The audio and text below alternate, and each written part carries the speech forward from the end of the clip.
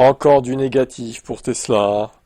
C'est terrible. Eh oui, bah c'est pas moi qui invente les news, hein. C'est Automobile Propre. Alors encore une fois, pourquoi c'est en baisse? Parce qu'ils attendent que le modèle Y arrive. On l'attend toujours. Il met du temps à arriver ce modèle Y restylé en version abordable, on va dire. Malheureusement pour l'entreprise de Musk, le mois d'avril confirme la tendance alarmante. En Suède, les ventes se sont effondrées de 81%, atteignant leur plus bas niveau depuis octobre 2022. Aux Pays-Bas, la baisse atteint 73,8%, tandis qu'au Portugal, il affiche un recul de 33%, plus marqué qu'en mars. Au Danemark, les immatriculations chutent de 67% et la France affiche une baisse de 59%. Dans le détail, avec les chiffres à disposition, on constate que Tesla n'a livré que 863 unités en avril 2025 en France, 180 Danemark, 239 Portugal et 203 Suède.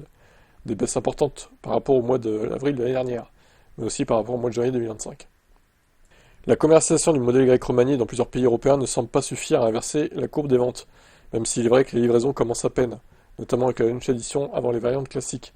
Il faudra donc patienter avant de juger son réel impact sur les ventes.